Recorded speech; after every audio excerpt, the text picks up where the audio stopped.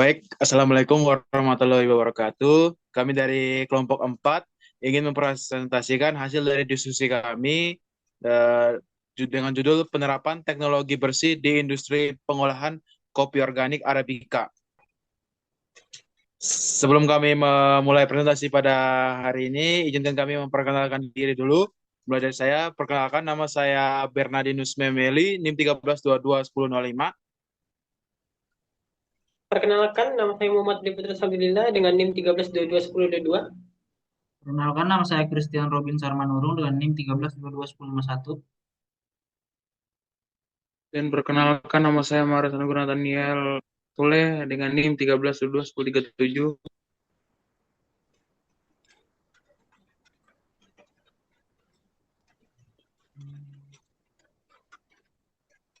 Outline yang akan kita bahas pada hari ini, yang pertama yaitu ada latar belakang, yang kedua ada tujuan, ketiga pembahasan, yang keempat, yang terakhir itu kesimpulan. Masuk ke latar belakang, yang pertama itu produksi bersih, di mana itu produksi bersih itu merupakan strategi pengelolaan lingkungan yang bersifat preventif, terpadu, dan berkelanjutan, yang diterapkan pada seluruh tahapan proses produksi dengan tujuan meningkatkan efisiensi penggunaan sumber daya, mencegah pencemaran, serta meminimalkan limbah sejak dari sumbernya. Yang kedua itu manfaat dari produksi besi. Produksi bersih sendiri itu dapat menekan emisi gas rumah kaca yang dihasilkan dari proses penyangraian dan pengelolaan limbah cair, serta mengurangi pencemaran melalui pengelolaan limbah padat seperti kulit kopi dan ampas menjadi kompos atau bahan bakar alternatif. Produksi bersih juga mendorong pemanfaatan kembali sisa hasil olahan sebagai produk bernilai tambah, meningkatkan nilai ekonomi dari limbah yang sebelumnya terbuang.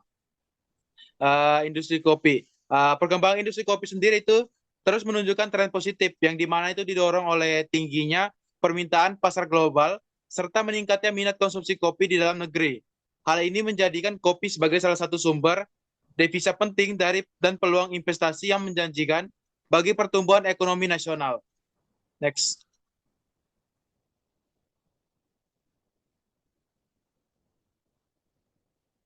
Baik, selanjutnya masuk ke tujuannya, di mana tujuan dilakukannya analisis dari penerapan teknologi bersih adalah sebagai berikut. Yang pertama ada mengidentifikasi dan mengkuantifikasi input dan output dalam pengolahan industri kopi, agar dapat menghitung besaran dampak lingkungan yang ditimbulkan dari pengolahan industri kopi tersebut, terkhususnya terkait emisi gas rumah kaca atau GRK. Selanjutnya ada pun adalah memberikan rekomendasi alternatif perbaikan pengolahan guna meminimalkan dampak lingkungan tersebut dan mendukung terwujudnya industri kopi yang ramah lingkungan dan berkelanjutan melalui penerapan metode Life Cycle Assessment atau LCA. Next. Selanjutnya di sini ada tinjauan pustaka. Yang pertama yaitu peraturan perundangan di Indonesia. Ada beberapa peraturan yang berkaitan dengan teknologi bersih atau produksi bersih, termasuk peraturan tentang pengolahan, sertifikasi, dan penerapannya. Yaitu yang pertama ada peraturan perundang-undang nomor 32 tahun 2009 tentang pengolahan lingkungan hidup pada pasal 1. Dan yang kedua ada peraturan Menteri Lingkungan Hidup nomor 31 tahun 2009. Yang kedua ada teknologi produksi bersih. Teknologi atau produksi bersih adalah sebuah upaya pendekatan minimalis limbah yang merupakan strategi dalam meningkatkan efisiensi dan keuntungan untuk industri-industri atau para pelaku usaha pada saat yang bersamaan. Dengan mengurangi beban lingkungan, dengan menerapkan langkah-langkah produksi bersih, pelaku usaha diharapkan dapat meningkatkan keuntungan, meningkatkan kualitas pengelolaannya, meningkatkan kepedulian sosial masyarakat sekitar, dan mengurangi buangan atau emisi pada lingkungan. Selanjutnya ada gambaran umum industri kopi. Industri kopi organik Arabica di Desa Kelungkung di Kecamatan Sukorambi, Kabupaten Jember, merupakan bagian dari rantai agroindustri kopi rakyat yang berkontribusi penting dalam pertanian Indonesia. Desa Kelungkung dikenal sebagai penghasil kopi rakyat terbesar di wilayah Jember, dengan jenis kopi yang dibudidaya yaitu Arabica dan Robusta. Hasil panen kopi Arabica di desa ini berkisar antara 0,7 sampai 1 ton per hektar. Sistem budidaya dilakukan secara organik, yaitu dengan memanfaatkan pupuk kandang dan kompos berbasis limbah pertanian lokal seperti sebu gergaji, daun kering, dan dedak.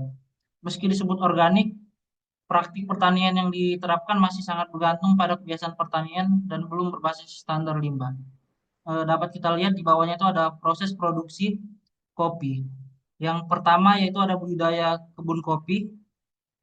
Pada budidaya kebun kopi ada proses pemupukan, penyiraman, dan pemotongan rumput yang menghasilkan emisi GRK seperti CO2, CH4, dan N2O. Kemudian ada pemanenan, sortasi rambang yang melakukan tahapan yaitu pembuangan air limbah ke saluran. Kemudian ada penjemuran, lalu ada pengupasan kulit, sortasi biji, penyaringan, pembubukan, pengemasan, dan pelabelan dan penyegelan. Lanjut ke sebelum penerapan teknologi bersih. Ya, yang pertama itu dampak terhadap lingkungan. Sebelum penerapan teknologi bersih, proses produksi kopi ini masih menghasilkan dampak lingkungan yang signifikan. Meskipun menggunakan sistem pertanian organik, proses dari budidaya hingga pengemasan belum menerapkan prinsip efisiensi energi dan pengelolaan limbah yang baik. Adapun dampak yang dihasilkan. Yang pertama itu limbah padat seperti kulit kopi dan biji rusak itu belum dimanfaatkan dan hanya dibuang. Yang kedua itu limbah cair dari proses pencucian memiliki kandungan COD yang sangat tinggi, 1906 mg per liter, jauh melebihi ambang batas baku mutu, sehingga menjadi sumber utama emisi metana. Yang ketiga itu, selain itu, konsumsi energi dari proses produksi cukup besar, terutama dari penggunaan LPG dan listrik untuk penyangraian dengan efisiensi energi yang sangat rendah. Next.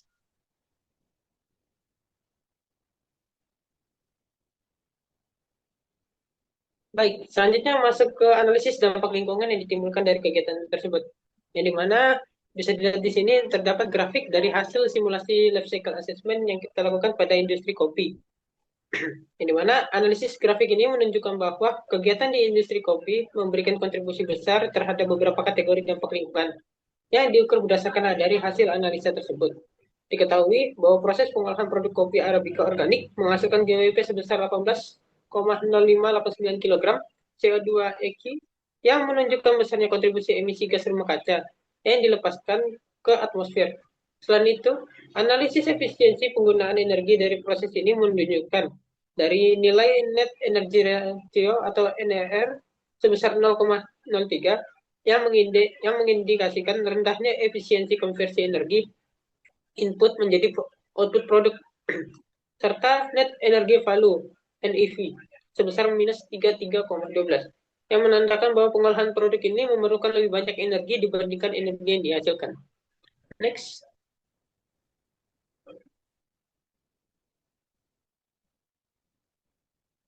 Oke, selanjutnya di sini ada strategi yang dapat dilakukan untuk meminimalisir dampak lingkungannya. Di sini sebelumnya ada 4 poin strategi yang dimana itu yang pertama itu peningkatan efisiensi pemupukan, yang dimana itu contohnya itu seperti penggunaan pupuk organik dan hayati. Yang kedua itu penerapan praktik pemupukan yang tepat, dan poin kedua di situ optimasi produksi biodiesel, yang dimana contohnya seperti pengembangan teknologi produksi biodiesel yang lebih efisien dan pemanfaatan sumber energi terbarukan seperti energi surya dan energi angin. Serta ada poin ketiga, penerapan praktik pertanian berkelanjutan, yang dimana contohnya seperti agroforestry dan konversi tanah. Yang keempat ada peningkatan kesadaran petani. Mohon maaf. Yang keempat itu ada kebijakan pemerintah,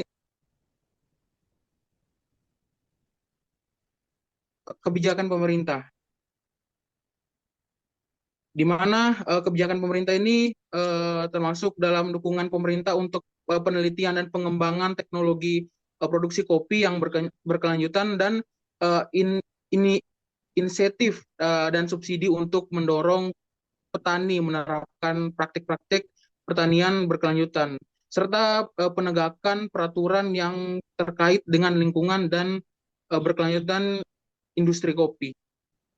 Next.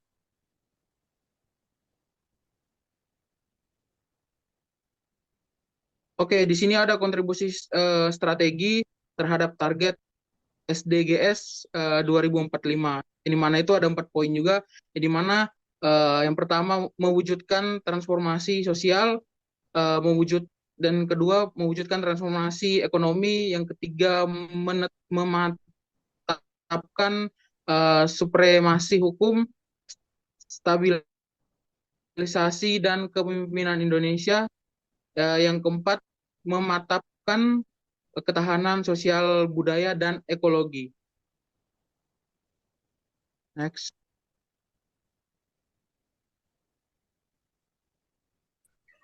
Baik, masuk ke yang terakhir yaitu kesimpulan.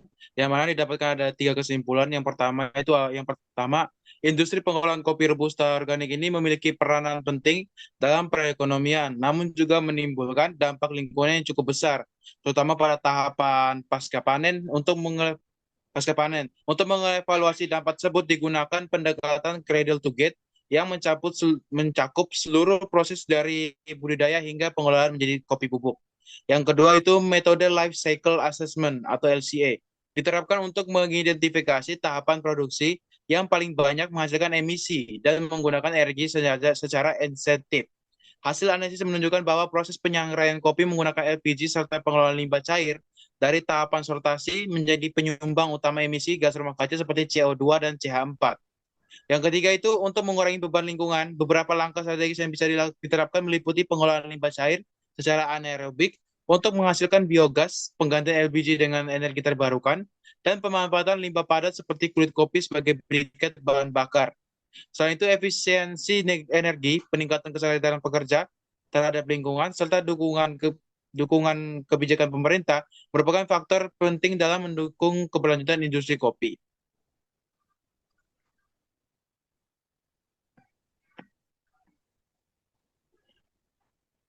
Sekian presentasi dari kelompok kami, kurang dan lebihnya mohon dimaafkan. Kami akhiri.